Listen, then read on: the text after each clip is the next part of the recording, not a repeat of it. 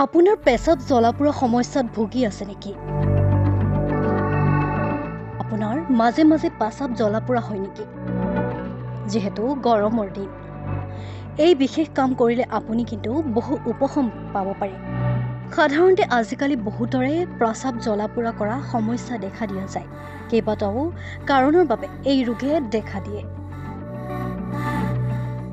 প্ৰস্ৰাৱ জ্বলা-পোৰা কৰাৰ কাৰণ আৰু ইয়াৰ ঘৰুৱা প্ৰতিকাৰ সম্পৰ্কে পৰামৰ্শ জানি লওক আমাৰ এই বিশেষ প্ৰতিবেদনৰ দ্বাৰা। সাধাৰণতে আজিকালি বহু লোকৰে প্ৰস্ৰাৱ জ্বলা-পোৰা সমস্যাই দেখা দিয়ে। কেইবাটাও কাৰণৰ বাবে এই ৰোগে দেখা দিব পাৰে। প্ৰস্ৰাৱ জ্বলা-পোৰা কৰাৰ কাৰণ আৰু ইয়াৰ ঘৰুৱা প্ৰতিকাৰ সম্পৰ্কে জানি লওক ভালদৰে। মূত্ৰনলীৰ সংক্ৰমণ আৰু কেতিয়াবা কিডনী ষ্টনৰ বাবে প্ৰস্ৰাৱ জ্বলা-পোৰা কৰাৰ সমস্যা হ'ব পাৰে। আপোনাৰ যদি মাজে সময়ে পেচাব জ্বলা-পোৰা কৰে তেন্তে আপুনি ডক্তৰৰ পৰামৰ্শ লওক। পেচাব জ্বলা-পোৰা কৰা সমস্যাৰ পৰা পৰিত্ৰাণ পাবলৈ ঠাণ্ডা বস্তু বেছিকৈ খাব লাগে। প্ৰথমতে পানী অধিক খাব লাগে। আপুনি যিমান পাৰে, যিহেতু গৰমৰ দিন, আপুনি সিমান পৰিমাণে পানী খাব।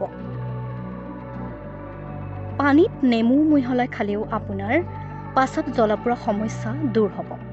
ইয়াৰ উপৰিও পেচাব জ্বলা-পোৰা কৰিলে কুঁহিয়া আৰু নাৰিকলৰ পানী খাব লাগে।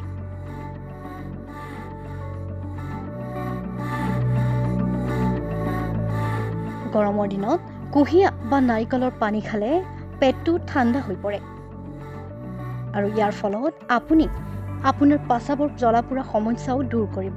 সেয়ে আপুনি যদি কুঁহিয়া আৰু নাৰিকলৰ পানী খায় খুবেই ভাল।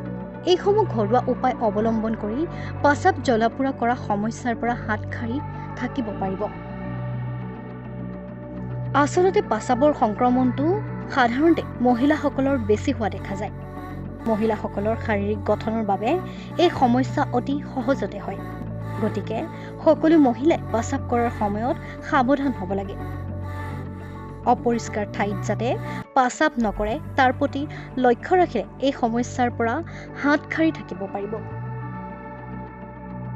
আৰু আপুনি পাৰিলে কপাহী কাপোৰ পৰিধান কৰিব। যিহেতু গৰমৰ দিন, আপুনি যিমান পাৰে পাতলীয়া কাপোৰ আপুনি ব্যৱহাৰ কৰিলে আপুনি আৰাম পাব। আৰু মহিলাসকলে বিশেষকৈ মাহেকীয়া সময়ত চাফা হৈ থাকিব লাগে। পৰিষ্কাৰ পৰিচ্ছন্নতা অৱলম্বন কৰিলে আপোনাৰ পেচাবৰ জ্বলা-পোৰা সমস্যাও দূৰ হ'ব। আৰু আপুনি পেচাব লাগিলে সময়মতে কৰাৰ চেষ্টা কৰিব। বহু লোকে দেখিবলৈ পোৱা যায় যে পেচাব বহু সময় ধৰি ৰাখি থয়। ইয়াৰ ফলতো পেচাবৰ জ্বলা-পোৰাৰ সমস্যা বৃদ্ধি হ'ব পাৰে। গৰমৰ দিনত আপুনি যদি নেমু আৰু পদিনাৰ পাত পিচি সেয়া চৰ্বত হিচাপে ঠাণ্ডা পানীৰ লগত খায় তেতিয়াও আপুনি পেচাবৰ জ্বলা-পোৰা সমস্যাৰ পৰা বিৰত থাকিব পাৰিব। সেয়ে আপুনি গৰম দিনত নেমুৰ পানী আৰু পুদিনাৰ পাত পিচি খাবলৈ যত্ন কৰিব। চাব আপুনি বহু উপশম পাব।